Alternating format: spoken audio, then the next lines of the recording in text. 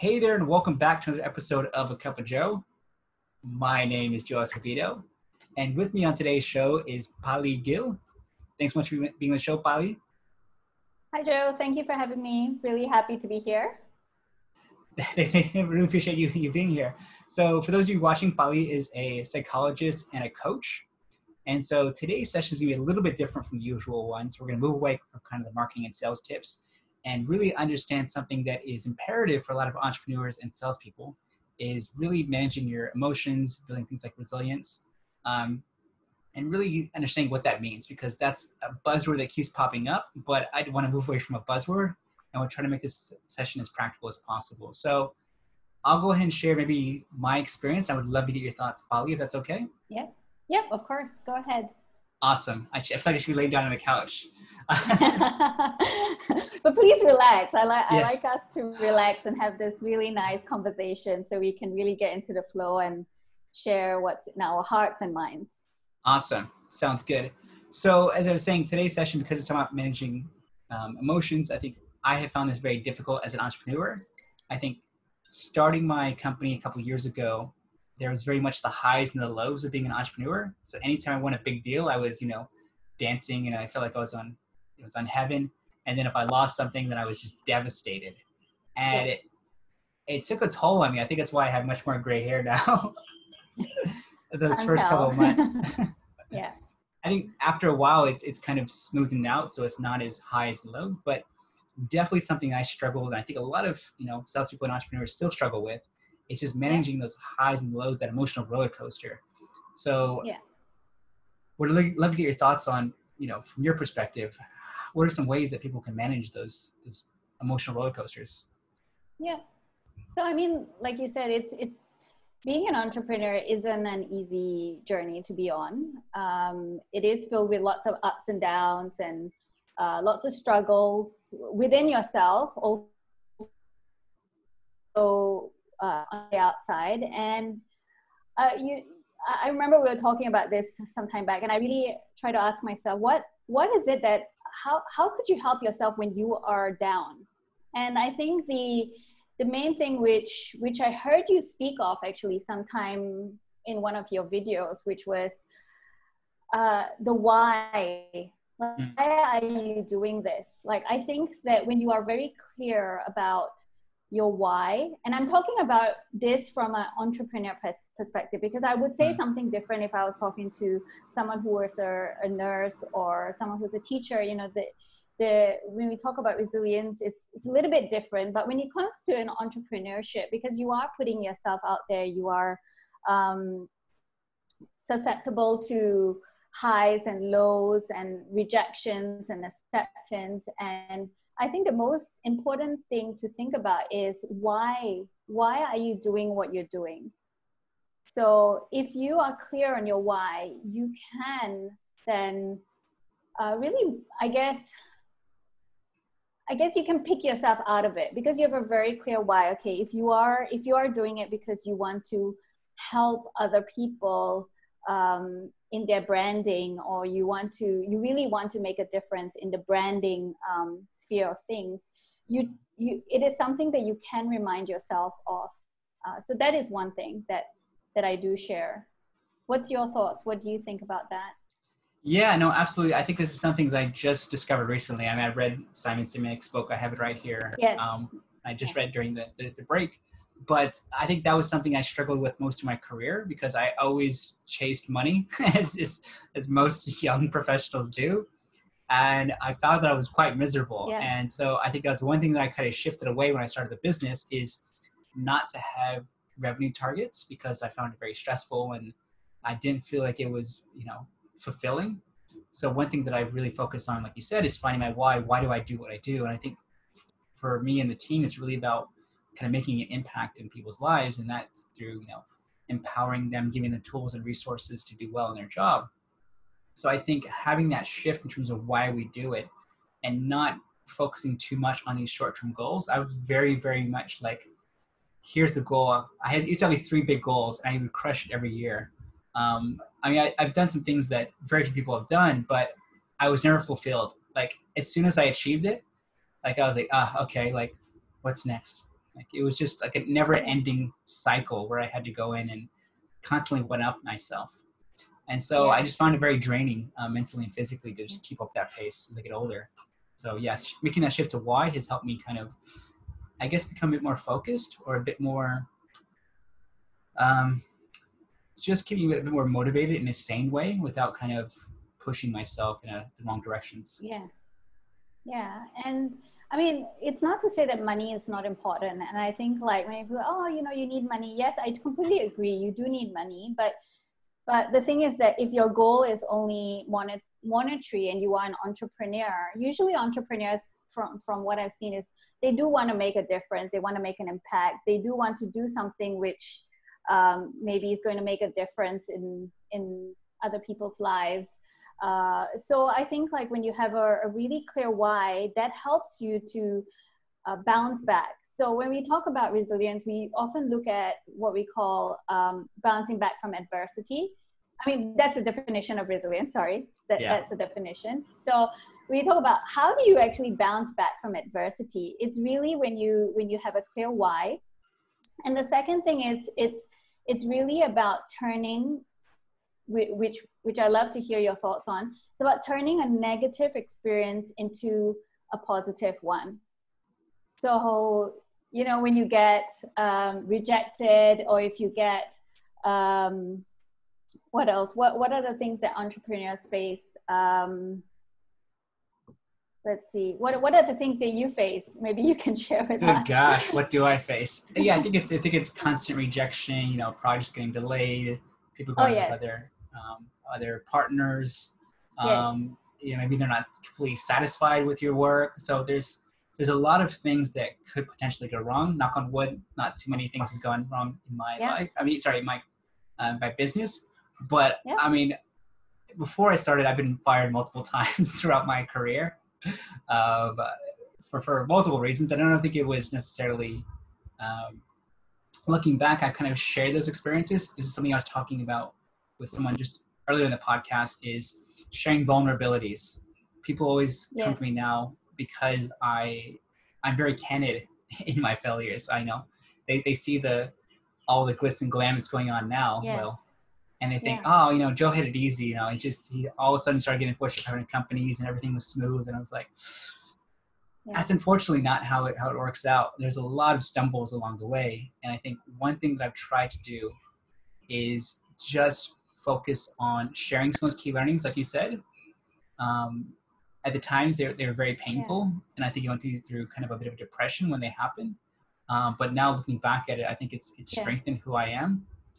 And so I think for me, resilience has come a bit easier because I've had an interesting life.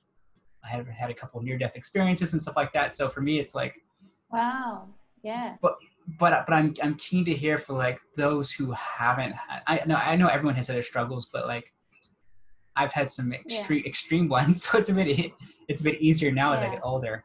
But I guess for the younger entrepreneurs who maybe don't have that life experience, like how do you build that up? Like for me, it comes after years of just getting, you know, beat up and getting back up. So I feel like I'm far more resilient now. But if you asked me when I was, 20 something, I don't think I was the most resilient person, the world.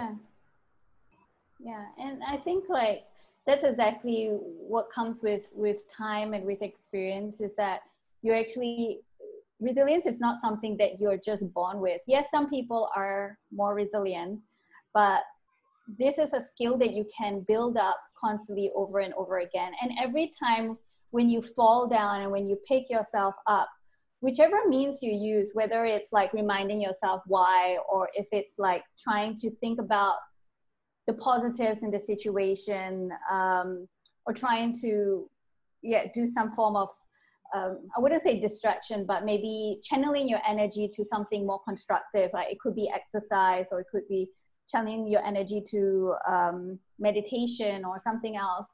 I think like that's all of these things are going to help you to build up on your resilience. And resilience is a skill. So it isn't something that you are born with. There may be people who have greater resilience because of their personality, but it's something that you actually build on over over some period of time. And I think similar to you, like I've also had a pretty a pretty like woo Yeah. life. So it has also helped me to go on this journey to build my to be more resilient. And I think like, yeah, an entrepreneurship journey isn't, I like to say it really isn't for everyone.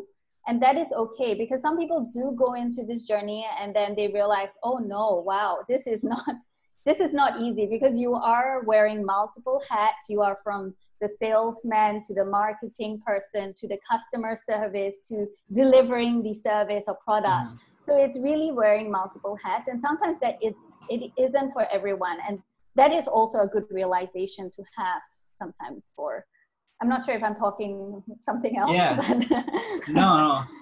I think that makes sense. I mean, I was just speaking with a friend recently who wants to become an entrepreneur, and I said, don't. yeah, Not because I was trying to discourage him, but I know his personality.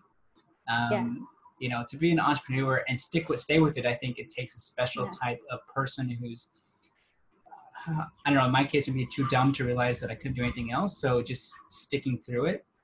But yeah, yeah, it does take a toll on you. I think, like I said, going back to what you're saying about channeling energy, that was something I didn't do when I started the company. Because when you're just starting out, like for me, I was hustling nonstop. I had kind of a full-time consulting gig, so I was working from like 9 to 6, and then I would go and teach at night, yeah. and then I would finish about Wow. 9:30, and then I would go home and I would put my kids, get rid of my kids, and then I would start it over. So I was working like 12, 13 hours, maybe 14 hours days for the Yeah, first year, I would say. And yeah, so to your point, I was not channeling my energy into anything but work, but yeah, I was in a situation where if I didn't get the business off the ground, the family would get deported, because we're on employment visas and things like that. So yeah, it's a yeah. very, very high stress. And I did it when my son was just born, which is, I tell people when they're like, Wow. you're an idiot. Yeah, yeah. So But wow, well done to embark on the journey during, yeah. yeah, What did you tell, I'm curious to hear, what did you tell yourself during this time? Like, was there something that you told yourself that kept you going? there was a moment, I don't know if I told myself, but there was a moment where I think a couple months into the company, I was struggling. We were getting enough clients, Yeah, the visa was potentially going to get canceled. And I spent one weekend like applying for jobs on LinkedIn. It's going to sound very odd.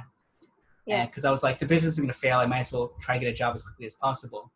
yeah, And the more I did it, the more I got this like really painful feeling in my stomach. I was like, this just doesn't feel right. Like I yeah, can't, if I go down this route, I'm going to be very, frustrated and regretful down the road. So I yeah, was like, just stick it out, because, yeah, for me, it was following my gut and saying, look, this is something I've always wanted to do. I dragged my feet for, 20 odd years.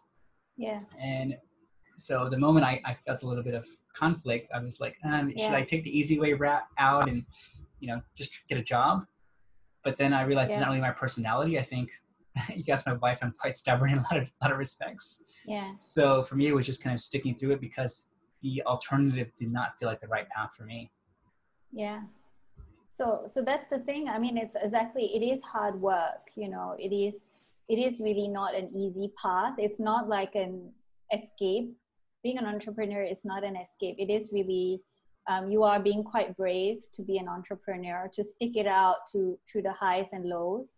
Um, yeah, but it is also like when we talk about the moments of rejection, or the moments of not having things your way. I think one thing which is really important is to start being aware of your thinking. Because often those times, okay, if something happens and it triggers you, there is something within you that needs to be looked at. It needs Yes. to be it needs to be worked on, or it needs to be healed. So often it's not the situation. It could be something from the past, or it could be your repeated patterns of thinking about it in the same way. So for example, if you got rejected, you could be thinking that person rejected me. And Mm. if you thought like that, then then you're naturally going to go around this spiral. Oh, I'm no good. Oh, I'm no da, da, da. But the thing is that often life is, often it's never about you. It's not about you. It is really about other things, business things, which we can't see, because they may come back to you and say a week later, oh, we actually want to hire you now, or we want to.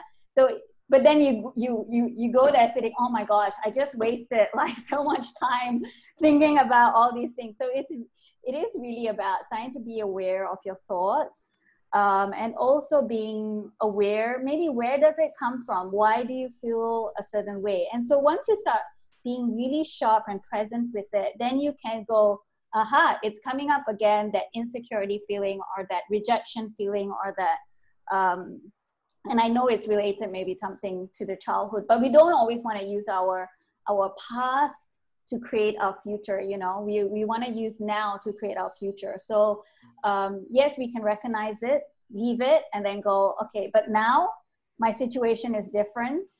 I'm here now, and I don't need to always use that. But it is also working on yourself, and recognizing, being self-aware is very important. So. Yeah, no, I mean, that's a very good point. I mean, I want to get your thoughts on, you know, how to become more self-aware. I think for me, I did fall into that trap of every time I did lose a project, I took it very personally, like, oh, this person doesn't like me, and so on. Like you said, you know, more than half the time we end up collaborating sometime, if it's not 6 months, and it's a year or two down the road. But I think I did not realize that. So I think initially I just took it really hard, and I was like, oh God, they must hate me. It was, you know, something about me they don't like, and that's why the reason that they didn't choose to go with me. But yeah, going back to the original question, I think is how can people become more self-aware? Because like I said, digging into the past is, I mean, there's some correlation between the way I'm feeling now and, you know, my childhood and growing up. But beyond that, what are some of the ways that people can become self-aware? More self-aware.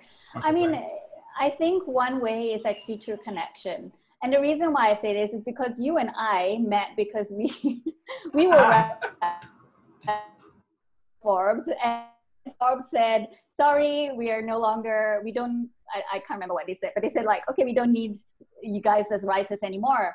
And I was just like, what? Like, where did this come from? And then how or why, but I reached out to you and I said, hey, I know you're a writer for Forbes. I can't remember what happened, but and then you told me something similar had happened. Because when that happened to me, I thought, oh my gosh, is it my writing? Am I no longer good? But when I reached out to you and I said, oh, okay, it's happened to you. I mean, not that it's a good thing that happened to you, but I thought, oh, okay, like it's not about me. It's something bigger. It's a bigger business decision that they've had.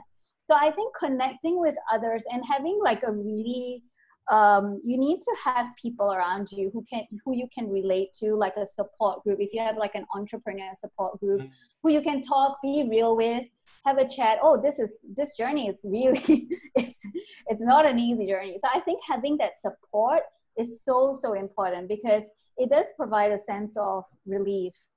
Did I answer your question? What was your question? Yeah, sorry. Yes, I was around being more self-aware, but I think that answers it to some extent, because that's something, once again, I did not do when I started the company. I tried to do everything on my own, and wasn't until recently that I started catching with fellow entrepreneurs to find out kind of their struggles, their own journeys, and saw a lot of parallels in terms of what we were doing. So that whole like small company versus big company, that David Goliath. There's an entrepreneur that I was speaking with recently. He was telling me how he like beat all the big boys, and he was very excited. And I was like, you know, I can relate to that. You know, I've gone head to head with a lot of the larger organizations. So I think that does help kind of provide that perspective that it's not just happening to me.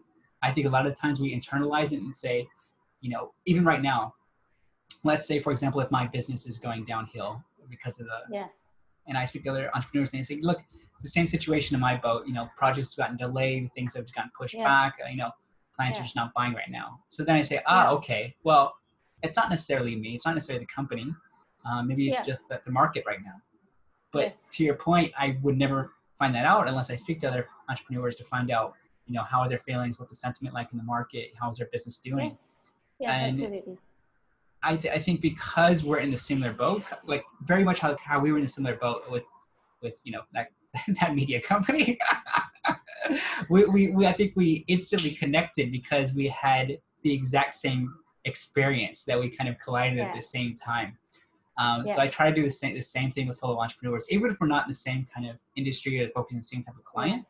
I still try to catch up with them because it's a similar experience that we're going through. We're going through different paths, but we're going through a similar experience. And then I can kind of see, okay, maybe I can see it from their perspective as well. I can see different ways of looking at it too. So it just helps kind of broaden that horizon and not just put everything in your own shoulders and internalize it, which I think most people do. Yeah, exactly. And I think it's sometimes natural to do that, to go, is it about me, or is it because you are doing it? Is it your business? If it's your company. So you're wondering, you're doing everything. So you're wondering, okay, what am I doing wrong? But sometimes you are doing something wrong, but sometimes you're not, sometimes you do need to take feedback, which is important. And then sometimes you really sometimes don't even listen to all the feedback, because sometimes I do believe some feedback is, if it's not, analyze it and go, okay, is this applicable to me? Is this really going to help me? If it's not, let it go. If it is, then make that change. So yeah. I think it's another good point in terms of feedback. I mean, I'm fortunate that I don't get much negative feedback these days. Yeah. But when I do, it still does bother me. Yes. I don't know if it's just me, but I could receive 1,000 positive comments, and I have since starting the business.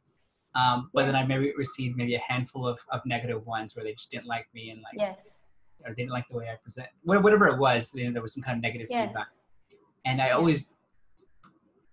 tend to dwell on those negative ones more. Yeah, I know. I understand. Like I said, I'm trying to do less of that, but I think it still does get to me, because for me, it's not like I'm half-assing it. I think I put 110% into everything I do. Absolutely. So, if you don't like it, then that's all I've got. I have nothing left. But it's still one of those things that I still tend to dwell a little bit, like I said. On and I think that's okay. And I think that's okay to go, because it is like your baby, right? It's like, this business is your baby. It's like, oh, you're saying this about my baby. Like, I worked so hard to nurture it and bring it up, and now you're saying like this and that. So I think it's okay. Firstly, be okay with feeling it. Be okay. So always remember that your emotions are okay. It's okay to feel that way. It's just that you don't want to stay in that way for too long.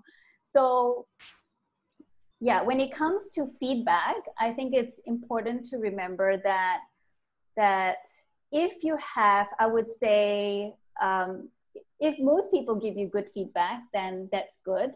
That's great. But there are always going to be people who do not like you for some reason or another.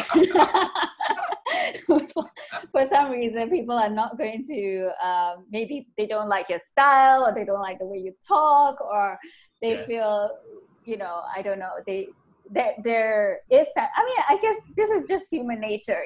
We are going to resonate more with some people, and we're going to resonate less with certain people. Like for me personally, I don't resonate with loud speakers, like, whoa, so that's just, for me, that would be, I'd be like, oh, and I probably may not write like such a great feedback, but I love like people who just talk like normally, like a natural conversation.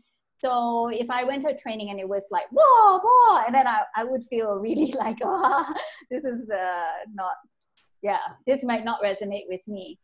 And even in my teaching, I get feedback. And I think the first time from my students, and the first time I got it, I was like, oh my gosh, like, because I am by nature someone who, like, similar like you, like I really put in 110%, and I make sure that the PowerPoints are great, and this and that is, everything is good. And then suddenly I got like some feedback about, oh, I didn't like the icebreaker or something. And this is like after 6 weeks, and I thought, okay, this is weird, like, but it does make you think. But then when I look at it from a bigger picture, if I had majority positive feedback, then I go, okay, I'm doing a good job, well done.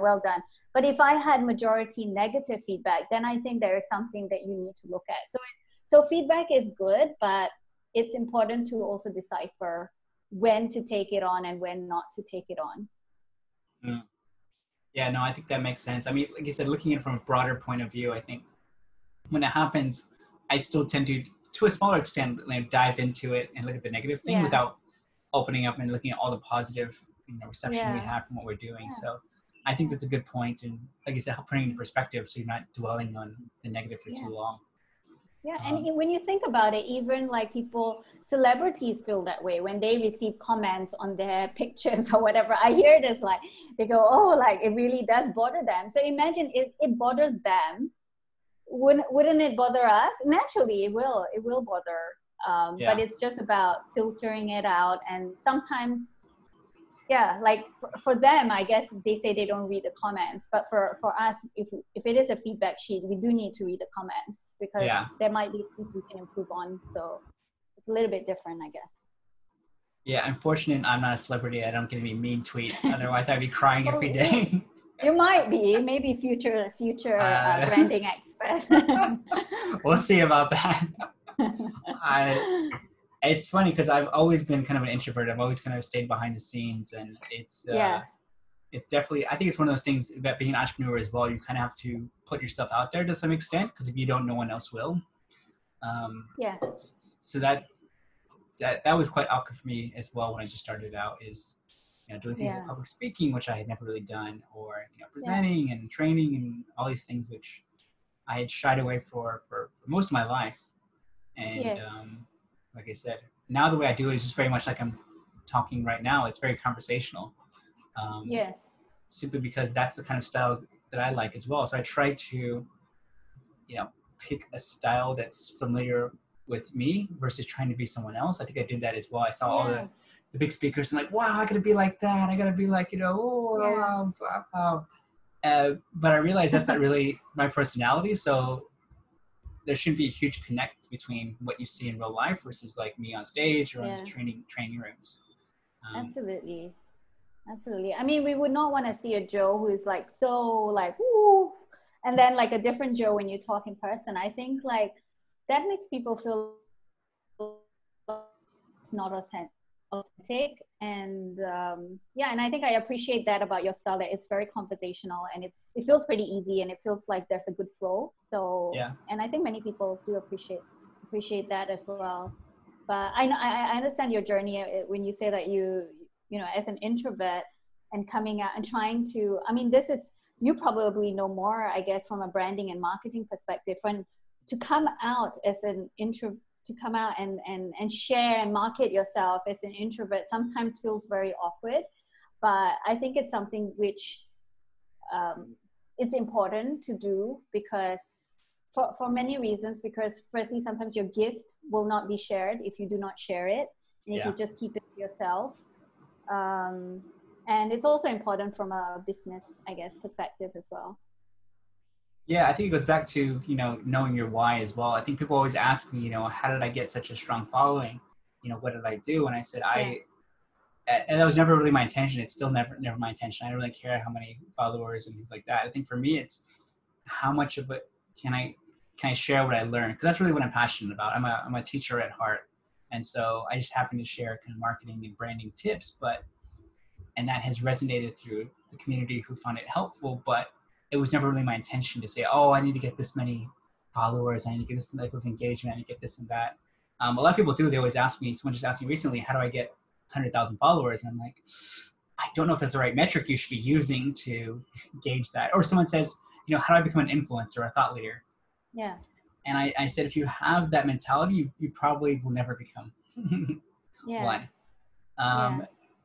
Simply because I think it goes back to what you're saying about being authentic, but also, doing it for the right reasons. I think too many people let's use social media as an example. I was just having a conversation with someone earlier, and they said that most salespeople use it as a tool just to sell. And they're forgetting that the social element of the media, that it should be sales media in their mind.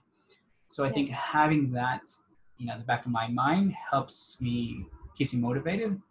And even when no one's liking it or no one's engaging with it, I'm like, at the end of the day, I do it selfishly for me too, because I enjoy sharing what I've learned.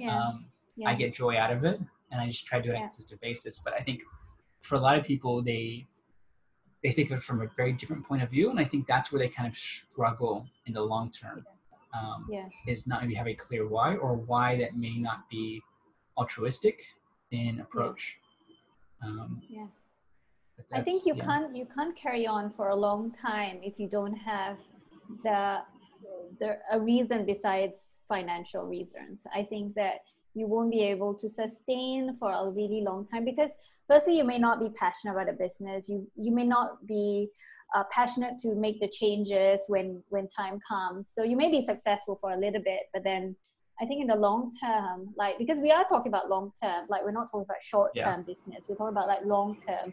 And yeah, and that's when it's very, very important to know why you're doing it. And yeah, I was gonna say something, I completely forgot as you were talking. Yeah, I can't remember right now.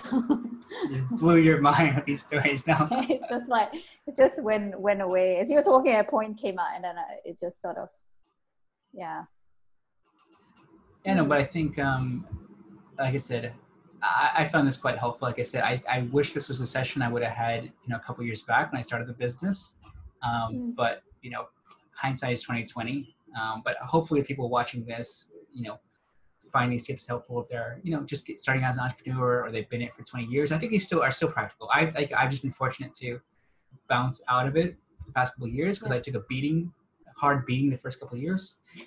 So I just, the harder I got hit, the faster I bounced back up. But I think for a lot of entrepreneurs, who've been doing it for 20, 30 years, you could still kind of hopefully resonate with some of these things and still find it struggle. I still find some of these things a struggle every day.